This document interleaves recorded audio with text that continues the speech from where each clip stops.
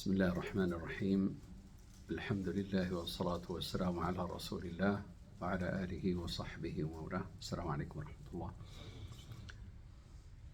The Prophet ﷺ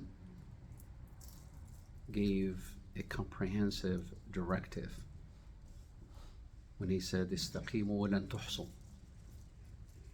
Seek path of righteousness, and there's so many ways you can do so. There's no way for you to limit and count and list all the ways and possibilities of seeking that righteousness. One of the comprehensive and building blocks towards righteousness are actually habits. If we work on our habits, is what would create consistency. Difficult to discipline oneself on good habits when we have interference of so many factors. You have the environment around you,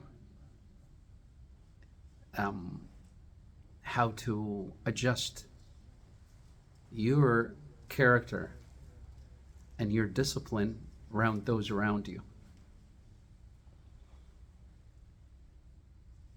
Allah subhanahu wa ta'ala already gave you and I directive. Ya ayyuhalladhina amanu alaykum anfusakum. Start with yourself. You're the center.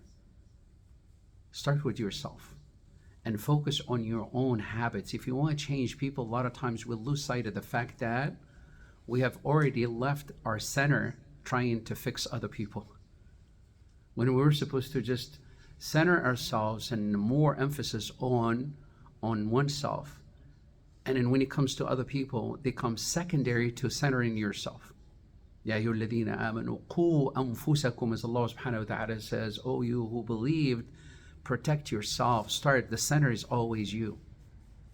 Not in a selfish manner, but in a practical, intentional way, that if you are off, how can you be of help to those that you're looking to help? Be centered, first of all. One of the habits are what the Prophet ﷺ gave us as routines. Example of that, the adhkar, for instance. Every single area of your 24 hours, you have a dhikr that you can get in the habit of saying. And in the adhkar, mind you, they're not just words rolling on our tongue. These, they do have an effect. They're fuel. As you roll them on your tongue, they are actually fueling your mental, emotional, spiritual space. This is how you get them fueled. As the Prophet ﷺ says, "Istaqimu wa lan tuhsu." This is one of the ways that you can't even think about, and that it does have an effect on your perception, on your strength of iman. That Hanzala came to the Prophet ﷺ complaining about, and he says, "Ya Rasulullah, when we're around you, we are so pumped in our iman that we can almost see al-Jannah, we can almost see hellfire as vivid as can be, because we're around you and the way you describe it for us." So our iman gets to a very high place.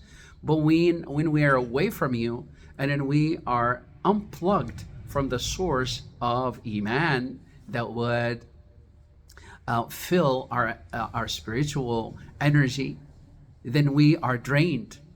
And he says, Hanzala, he says, "This is what I understand as hypocrisy." Prophet ﷺ says, "No, that's not hypocrisy.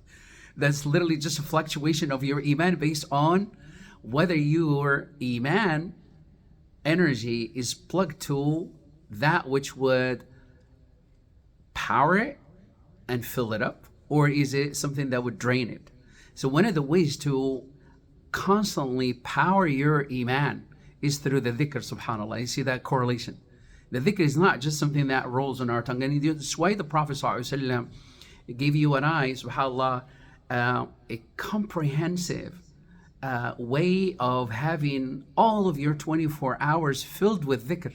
You wake up in the morning, you wipe your face, Alhamdulillah alladhi ahyana ba'dama amat. Start right off from there with the dhikr of Allah. La ilaha illallah wahdahu la sharika lah. You recite the 10 ayat of Surah Ali Imran and you continue. You go straight into making wudu. You walk into the bathroom, azzakumullah, with your left foot.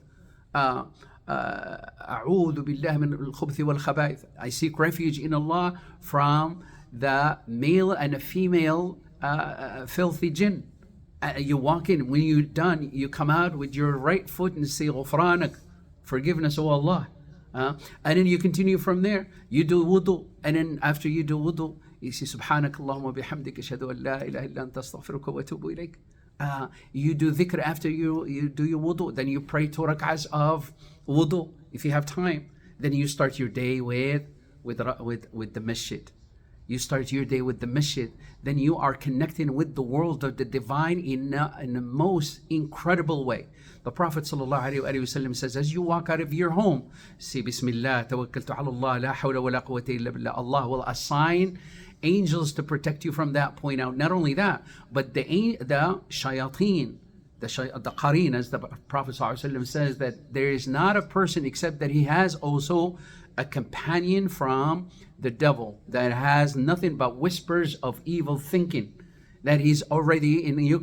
The minute you say Bismillah, tawakkaltu ala Allah, la hawla wa la quwwata illa billah, that evil companion is deprived and stopped from following you. Instead, you're in the company of a protecting angel instead.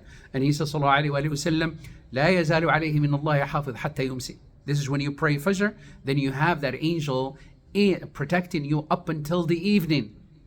When you pray Isha, then you have also an angel that stays with you as a protector until the morning. So you literally engage with that world of the divine, the world of the unseen, and you get that physical, emotional, mental, spiritual help from that world. And this also the Prophet ﷺ gave you and I reference to those power stations.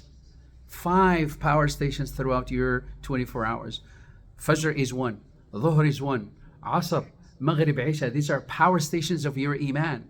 Not only that, but also as you are drained and then you are completely in that state of fatigue and exhaustion, it is also due to the weight that we carry. The heavier is your vehicle, the slower it will be operating. And that weight is the weight of our sinning that as we plug into this physical world. As Hamdallah described it, he said, Rasulullah, when we're with you, we are in the highest point of Iman.